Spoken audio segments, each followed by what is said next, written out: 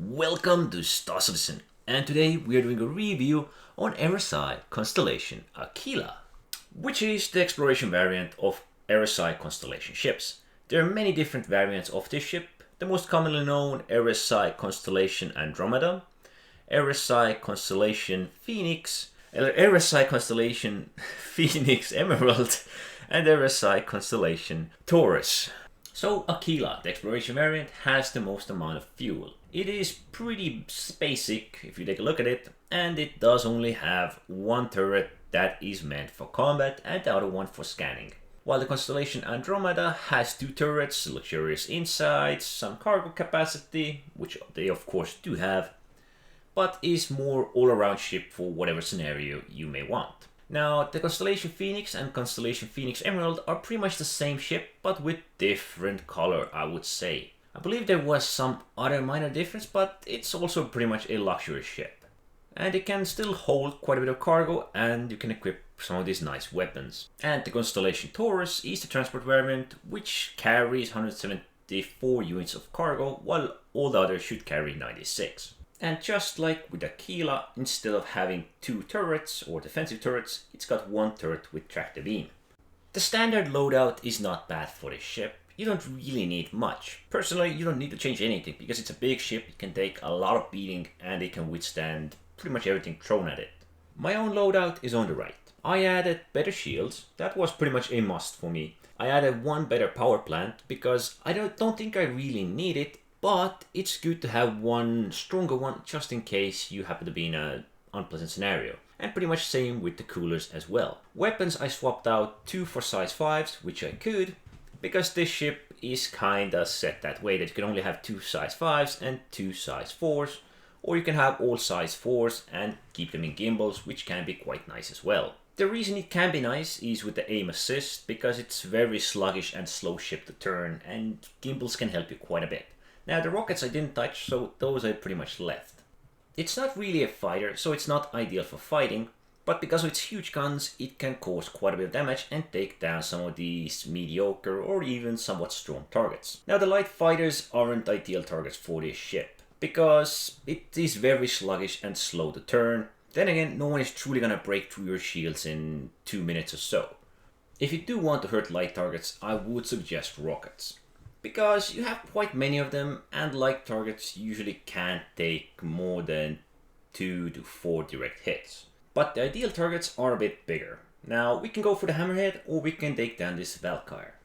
Valkyrie is also quite big target to hit. It's also kinda sluggish, transport and so on, so it's semi-ideal target. Although the hammerhead will hit harder, and as you can beat it, it may take a while and some tack to do so.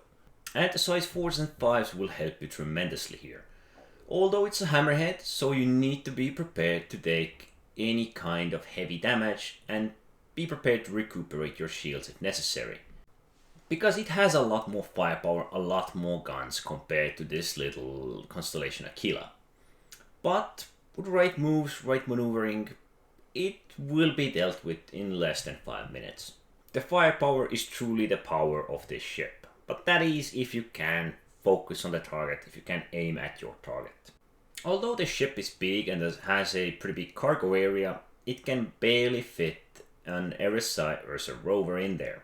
Now it is somewhat of a tight fit, but you should be able to walk around it. So this is pretty much the biggest vehicle you can have in here. It is also one of those ships where you do feel that trade is worth your time. 96 unit is barely 100, and well, that's where the true trading pretty much starts. So 96 units of diamonds costed me 56,000 and I sold them for a steady profit of 14,000, actually 14,500 to be specific. That's actually pretty good.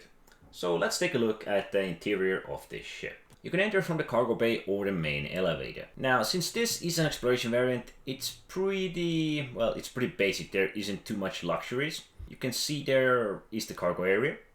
We do have rockets here on the right, which will pop out if you switch to rockets. So you can actually see somewhat see where they are located. There isn't much more here. It's pretty basic. The luxury variants usually have their accommodations here. So yeah, this is like pretty much kept to the minimum of its comforts. We do have the airlocks on both sides, which do look nice. And the accommodations area here, where you can sleep. There are some closets on the right. You can sit down, and I don't remember. I know this table comes up, but I just don't remember how or where or how it's done.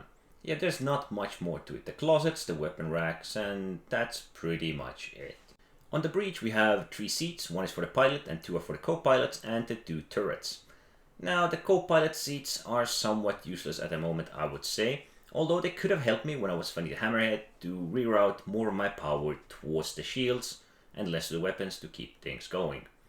The top turret is a scanner, and there's not really much use for it at the moment, I would say, because there is nothing really to scan and explore that you cannot really do from the pilot seat.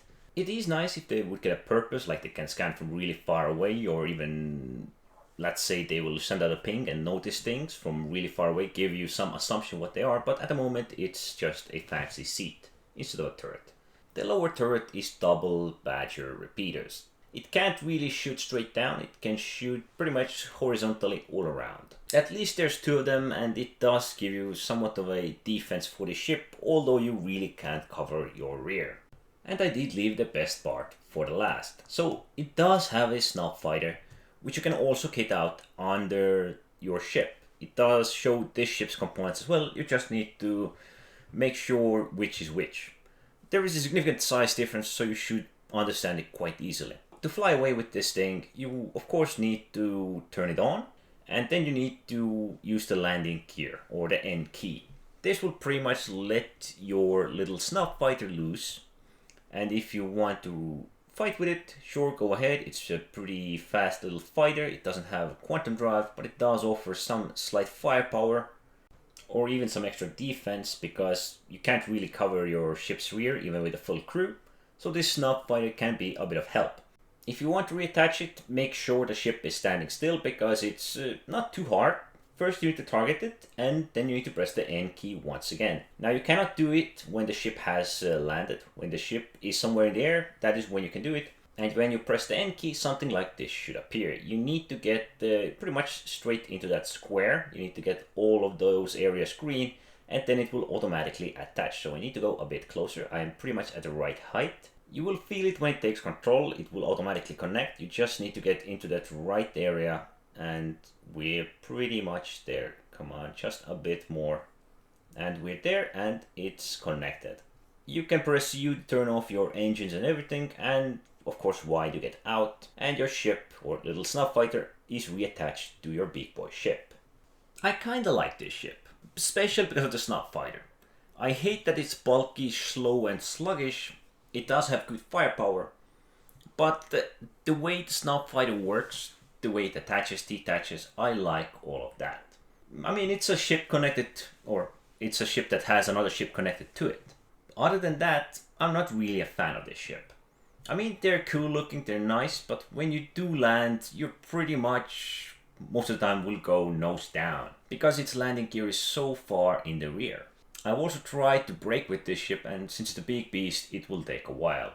So it's not my favorite ship, it's not ideal by my standards, but with a full crew and let's say some missions for the full crew, this could be pretty interesting setup. I mean, you have a Snob Fighter in the back, you have some players that can defend, some that can control your shields, power, whatever. As I was fighting the hammerhead, I did need some power control. Although it was quite minor, it is still good to have some of these options available. If you want to try this ship out, I suggest renting RSI Andromeda, but you can also buy it from Lowell's New Deal, which will, well, sell it to you for a pretty hefty sum. I believe Andromeda is also on display at the New Deal, so you can check it inside if you truly want, but personally, I think it's a bit expensive, and I feel like there are bigger ships that are a bit more nimbler, or same size ships that are a bit more agile than this. Now, they do not come with a Snob Fighter, this is the only one we have at the moment. It's a great idea, I like that we can finally reattach it. I believe it's been so for perhaps a year or so. In general, I suggest everyone at least try renting it once, see if you like it, see what you like about it, and if it's truly worth it. Anyway, thanks for watching.